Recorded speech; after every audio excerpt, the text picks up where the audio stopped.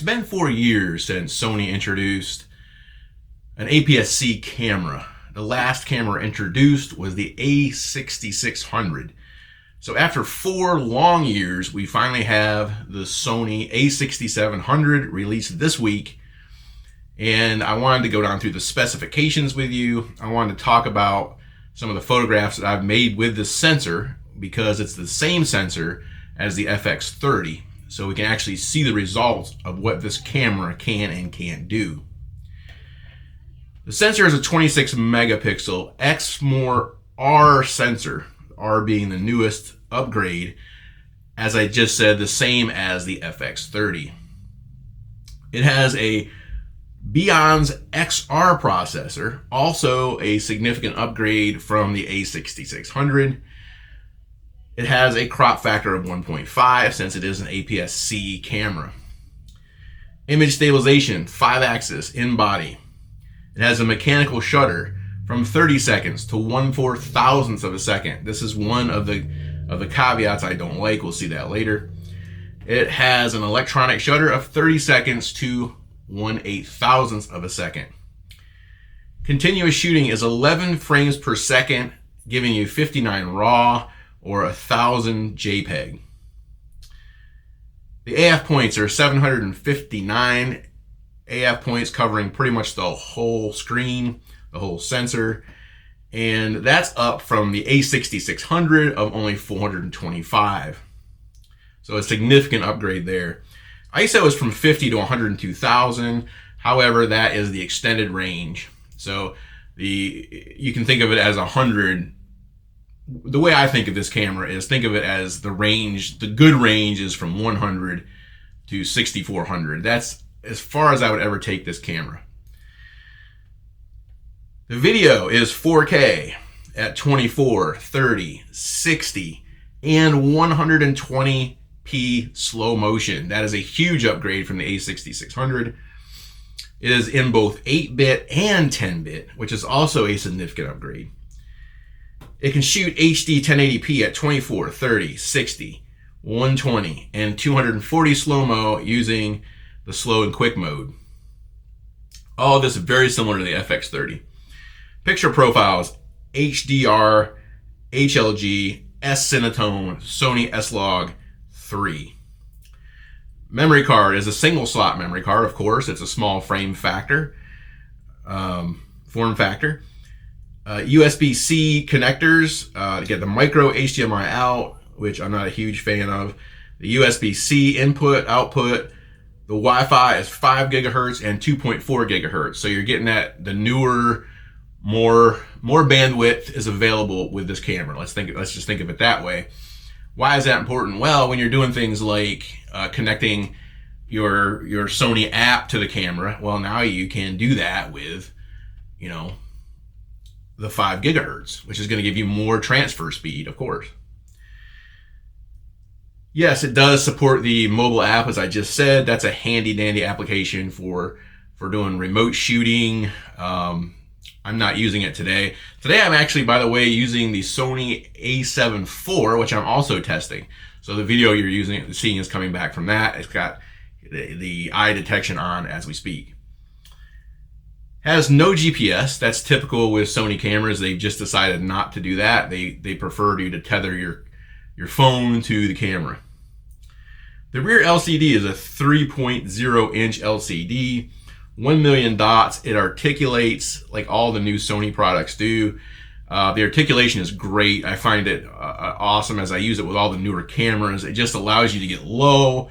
You don't have to get down on your knees anymore to make photographs, particularly with doing, waterfalls and shots where the ocean is involved. You don't have to get down there in the dirt anymore. You've got that viewfinder you can just twist up and you're good to go.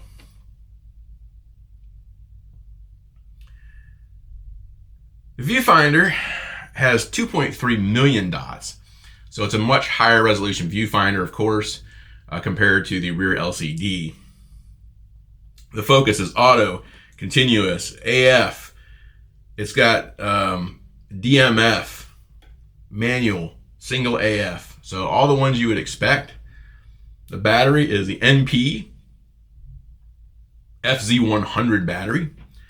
That's the newest battery. That's the one that's in all the Sony full frame cameras and so forth. Now, its construction is magnesium alloy. However, the weight, and this is why these aps-c cameras are so popular, the weight, 1.1 pounds. 1.1 pounds. You just can't beat that. It does support time lapse. There are other features that I'm not going to talk about here on the specs. You're more than welcome to look at those online. What about the features? What makes this camera different from its predecessors, besides the things I just mentioned? Well, first of all, you have the new AI processing units in this camera. I mean, that's exciting, right? I'm not a huge AI guy, but when it comes to cameras, I like the AI inside of them because it has models that are put in there that allow it to know what it's photographing, you know? It allows it to have better skin tones when you're doing portraiture with humans. This camera has bird eye AF. It has animal eye, human. It can detect insects, trains, cars, planes, all of that, all of those subjects. And that's part of that AI, where it literally has models to look at all that stuff. It can tell when it's looking at the back of a bird's head versus the front of a bird's head, or the side of a bird's head, or humans. You know, it can tell whether it's looking at a femur, or a leg, or an arm. So it understands all that. It has full-time DMF, full-time direct manual focus. This is something Sony has been needing for a long, long time. And that is the idea that I can manually focus my lens and then hit autofocus if I need to. So you can manually focus and autofocus all at the same time. You don't have to have the mode switch. You don't have to have a special button on the side. None of that. The other feature that any of these Sony aps-c cameras have is the ability to handle small, cheap lenses. And just because they're cheap doesn't mean they're not good. Doesn't mean they're not awesome. You can have some awesome lenses very inexpensively, and lighter lenses too, might I add. And that's another huge feature of this, is the lightness of it. You know, as you get older, or if you find yourself a much more active photographer, you know, you really need to think about weight.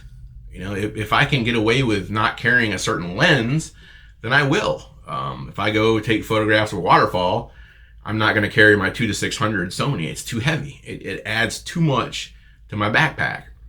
So if I can lighten that up, you know, an option like this might be a good backup camera for me. Might be good for the video side of things. I think we'll go into that in a second, but I think the cons, let's talk about the cons. The left side viewfinder. I'm sorry, I just can't get past the left side viewfinder. I mean, the idea of having a viewfinder, you know, here's the center of your camera, the viewfinder's over here. I mean, to me, that just is so weird. I just can't deal with that. And I'm not saying I couldn't get used to it. I'm not saying it's horrible. It just gives you that feeling that you're shooting with a Kodak 110 camera from the 1980s. I wish Sony would just put it in the middle, start moving this to a more, you know, standardized type of body. They can still keep it light. They can still keep it, you know, everything easy to access. All of that can still be there. It can still be kind of consumer oriented without being odd. So I really hate that about it. It doesn't have a joystick. That's a huge concern for me, because if I'm going from my A9 to this camera, I want that same layout. I want that same joystick right there. It's something that Sony struggles with, I think. Sony does not understand that there are pros that want aps-c cameras for various reasons. You know, one of those is how light they are. The other reason is because you have a little bit more depth of field, and in some cases, that's exactly what you want. They haven't understood that yet. I don't like that it's only 11 frames per second for me personally. Now, for a lot of people, that's fine. Go for it. For me personally, 11 frames per second, it barely makes it there. That's kind of like 10 frames to 11 frames a second is kind of the threshold for me right now. That's as far as I want to go with this type of thing. It only has a 1/4,000th of a second mechanical shutter speed. And you're saying, Matt, why do you need more than 1/4,000th of a second? It happens. Hummingbirds, for example, songbirds in flight. Oftentimes I go up to 1/8,000th of a second to make sure I freeze everything that I possibly can. And this is a stop off. So don't know why they did that. It seems odd. I think they may be just trying to keep you out. You know, they're trying to give you just enough with this camera. And they want you to step up to the Sony A7 series, A9 series, A1. I get that. But there is a real honest place for the aps-c camera in the professional line. It's like having a built-in teleconverter, and then you can add a teleconverter on top of that. The 26 megapixel sensor is backlit, which means there's less noise, and I can account for that, as you'll see in the pictures here that I'm showing. I think this is a huge upgrade for people from going from an a6600 and they want to look at something new. You know, I hear people kind of already saying, I don't think it has enough features to upgrade from the a6600. It does. It absolutely does. Is it where I wanted it to be? Is it where I wanted Sony to go with this camera? No, I wanted a professional quality, or at least semi-professional quality camera that I could use for backup, that I could use when I'm going late, take it on vacation with me, and I can still have, you know, a 70-300 attached to it. You know, that was where I was going with all this. And also for doing things like this, for vlogging, for the 4K 120. I love the 4K 120 for doing, you know, wildlife in slow motion. I think it looks going to look great. So I feel that this camera is really a step up. It's a step in the right direction.